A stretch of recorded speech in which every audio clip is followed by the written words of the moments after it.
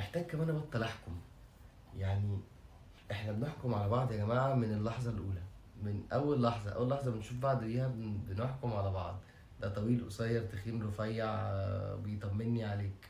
كل واحد في وجهة نظري عنده الحاجات اللي بتريحه واللي بتبسطه، اللي بتخليه مقتنع ان هو تمام، اللي مخليه شايفه شكله حلو ولبسه حلو وطريقته حلوة، وهو كده هياكل ده هيشبع، وهو كده لما يروح هناك هيتبسط، ولما يقعد مع الناس دي هيبقى تمام.